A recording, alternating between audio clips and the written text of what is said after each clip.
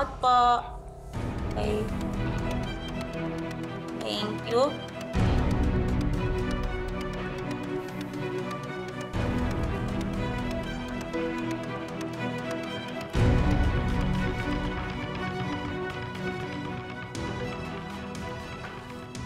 Pangalan po. Eduardo, malaki. Tapos kayo po, sir, buong pangalan po. Oliver ho. Apelido po. Malaki din ho. Sir, ito na yung resulta ng DNA niyo.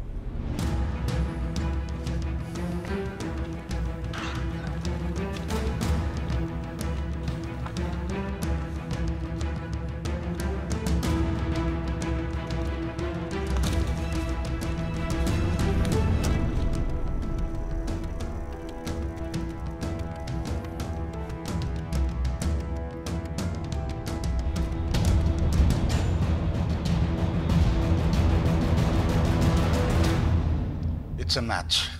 Ikaw talaga ang apo ko. Wala nang makakapaghiwalay sa atin. Maraming salamat.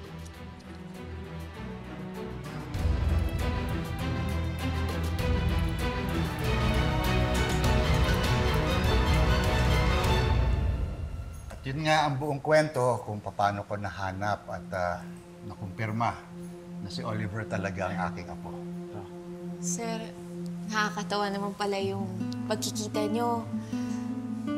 Kalain nyo yung 25 years na nakaraan pero parang konektado pa rin kayo sa isa't isa. Eh, mahal. Magkadugo sila eh. Kuya, okay ka lang? Kaya malaki ang pasasalamat ko sa inyo ni Eileen, Guada. Dahil kayo ang naging dahilan para ma-reunite kami ng apo ko. Masayang-masaya ako para sa inyo. Pero aaminin ko, medyo nalulungkot din ako kasi hindi ko na masyadong makakasama itong anak-anakan ko. Mag-isa pa naman ako sa buhay. Pero ayos lang. Ang mahalaga, magkasama na kayong dalawa ni Oliver. Guada, hahayaan ba naman kitang mag-isa? Malaki nga ang utang na loob ko sa inyo ni Eileen Kaya bilang gante, dahil sa pagkukup ninyo sa apo ko, imbitahin na rin kitang tumira dito sa bahay. Kasama namin lahat.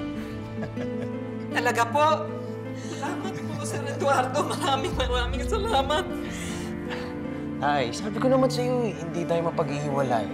Dahil yan sa kabutihang loob ni Sir Eduardo. Ako, Sir, pangako ko sa inyo, magiging tapat po ako sa inyo. Pagsisilbihan ko kayo at gagawin ko ang lahat para makabawi ako sa kasalanan ko sa inyo.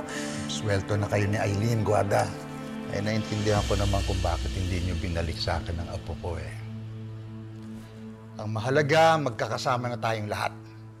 Kaya kunin mo na at dalhin ang mga gamit dito nang makalipat na.